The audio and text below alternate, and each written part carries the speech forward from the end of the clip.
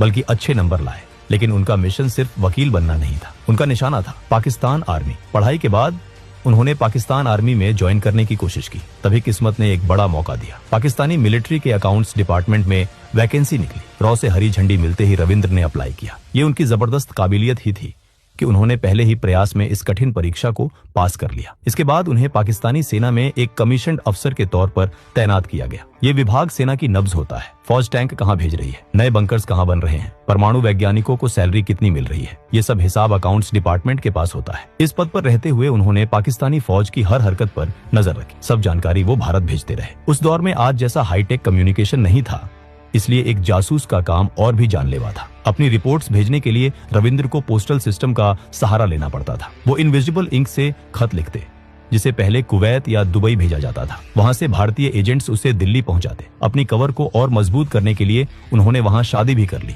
उनकी पत्नी का नाम था अमानत, जो एक स्थानीय लड़की थी। उनका एक बेटा भी हुआ। अब नबी अहमद शाकिर पूरी तरह से पाकिस्तानी बन चुके थे। किसी को सपने में भी अंदाजा नहीं था कि ये शख्स असल में भारत का जासूस है। उनकी पत्नी को भी ये नहीं पता था। एक तरफ वो भारत के लिए अपना फर्ज निभा रहे थे, तो दूसरी तरफ अपनी काबिलियत से पाकिस्तानी अफसरों का भरोसा जीत रहे थे। उनकी इसी मेहनत का नतीजा था कि जल्द ही उन्हें तरक्की मिली और वो मेजर बना दिए गए। एक भारतीय जासूस का पाकिस्तानी सेना में मेजर बनना ये रॉ के लिए किसी सपने से कम नहीं था। इस ओहदे ने उन्हें सेना के बड़े जनरलों और यहाँ तक कि ISI के अधिकारियों के बीच बैठने का मौका दे दिया। 1979 से 1983 तक का समय रविंद्र कौशिक का सुनहरा दौर था। वो रॉ को ऐसी खबरें भेज रहे थे जो किसी और के लिए नामुमकिन थी। उनकी सबसे बड़ी कामयाबी थी पाकिस्तान के परमाणु कार्यक्रम की जानकारी। उस वक्त डॉक्टर AQ खान पाकिस्तान का एटम बम बना रहे थे। रविंद्र ने कहूता रिसर्च लैब्स और परमाणु हथियारों से जुड़ी कई अहम जानकारियां भारत भेजी। इसके अलावा वो आर्मी की मूवमेंट की खबर देते थे। उनकी वजह से ने कई बार पाकिस्तान के अचानक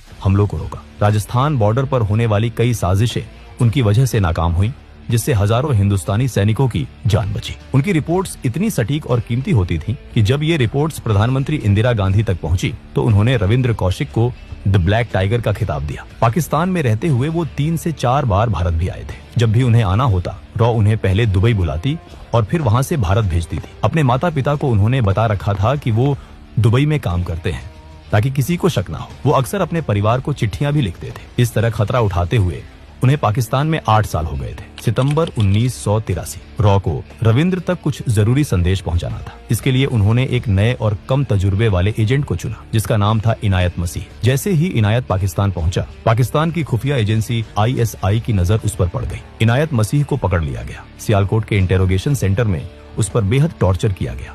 वो टूट गया।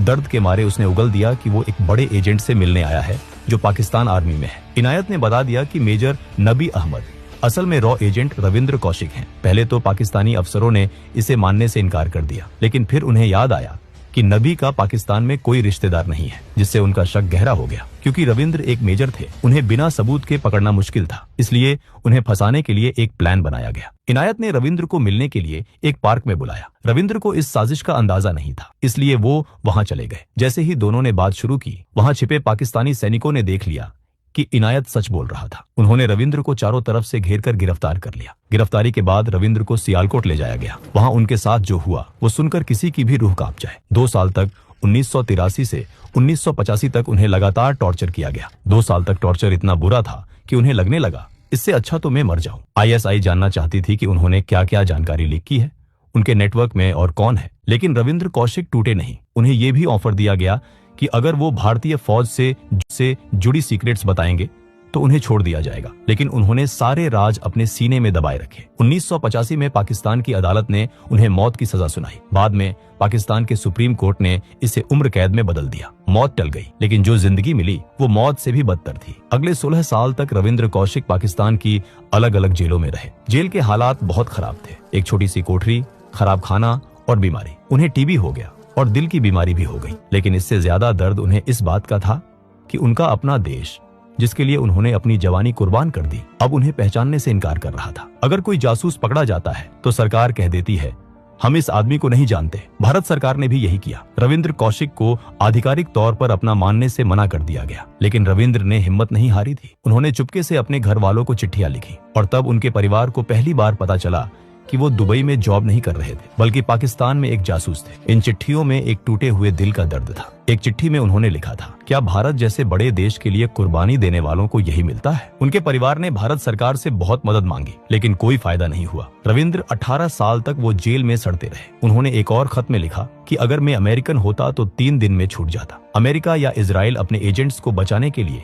जमीन आसमान एक कर देते हैं, कैदियों की अदला बदली करते हैं, लेकिन रविंद्र कौशिक के लिए कोई डील नहीं हुई। वो वहीं सड़ते रहे। 21 नवंबर 2001 ठंड का मौसम था। मियां वाली जेल की ठंडी दीवारों के बीच द ब्लैक टाइगर की सांसें थम गईं। टीबी और हार्ट फेलियर ने उनकी जान ले ली। वो सिर्फ 49 साल के थे। उनकी मौत पर कोई सलामी नहीं दी गई, कोई तिरंगा उनके जिस्म पर नहीं उड़ाया गया। उन्हें जेल के पीछे एक गंदे से कब्रिस्तान में दफना दिया गया। आज वहाँ शायद कोई निशान भी नहीं होगा कि वहाँ भारत का सबसे बड़ा जासूस सोया हुआ है। पीछे रह गया उनका परिवार। जयपुर में उनके पिता अपने बेटे के इंतजार में ही गुजर गए। उनकी माँ आमला देवी आखिरी सांस तक लड़ती रही। वो प्रधानमंत्रियों को चिट्ठियां लिखती रहीं, बस एक उम्मीद में कि शायद उनका बेटा वापस आ जाए। 2006 में वो भी अपने बेटे से मिले बिना दुनिया छोड़ गई। काफी संघर्ष के बाद सरकार ने परिवार को नाम मात्र की पेंशन दी। उनके छोटे भाई ने एक इंटरव्यू में कहा कि उन्हें सरकार से पैसे नहीं चाहिए, बस वो इतना चाहते हैं कि सरकार रविंद्र के काम को स्वीकार करे। उन्होंने पूछा कि जब फौजियों को इतना सम्मान मिलता है तो सब कुछ छोड़कर दुश्मन के देश में काम करने वाले जासूसों को क्यों नहीं? लेकिन सच यही है कि पकड़े जाने के बाद जासूस का कोई देश नहीं होता। वो जिस देश के लिए जान देता है उसे उस देश की पहचान तक नहीं मिलती। रविंद्र कौशिक आज हमारे बीच नहीं है, लेकिन उनका काम, उनकी हिम्मत और उनका बलिदान इतिहास के पन्नों में दर्ज है। दोस्तों, अगर वीडियो पसंद आया हो तो वीडियो को एक लाइक जरूर करें।